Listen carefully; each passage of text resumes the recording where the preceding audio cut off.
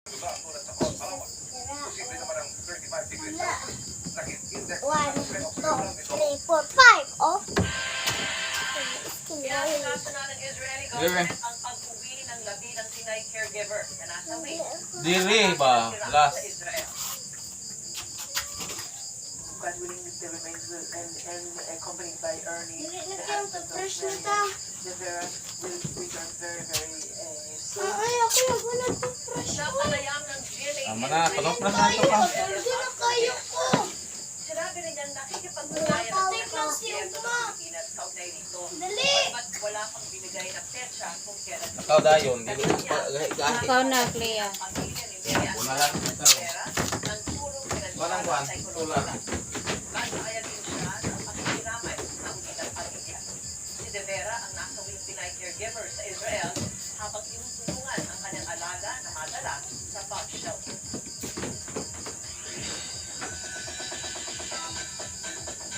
Ready nang maghatid ng kanyang charm si TVP Kabusong second big play for Steve Hernandez sa celebrity guest at TV Prime series na Never Say Die. Feeling nostalgic kay Keith ang pagbabalik niya. Pero mas marami siyang dinalook forward dahil ang action project at reunion with ex-TVP house. Makikika kay Jose Canapes.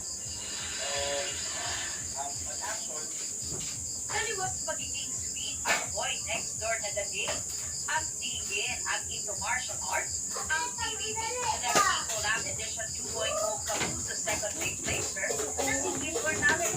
May kasanayan si Keith sa artist, boxing, at taekwondo. Nagkahiga dahil bonding na rin nila amang si Fight Bawat na yan. fight director.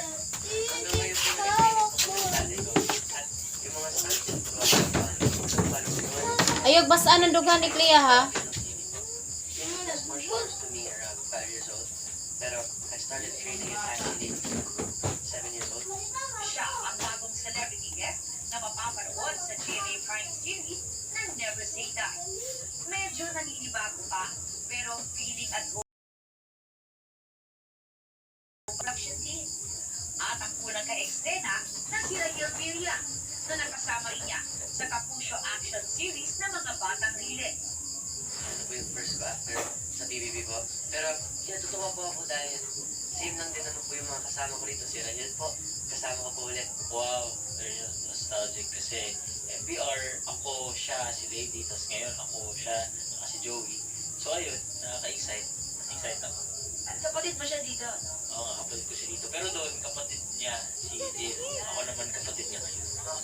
Hoping din daw si Keith na maka-eksena rin si star of the new gen Jillian Ward na naging house guest din sa bahay ni Kuya. Looking forward din si Keith sa mas marami pang action-packed project at reunion project with his co-housemates. I'm hoping po na makatrabaho ko sila lahat. And that would be like super fun po. Habang wala pa yan, ikinatuwa ng fans ang kulitan ni Keith with the other half of Team Eagle na si kapamilya fourth big placer Miguel Vergara. At di lang Eagle ang kumasa sa pagbubudot ha, kumasa rin dyan si Kapuso Big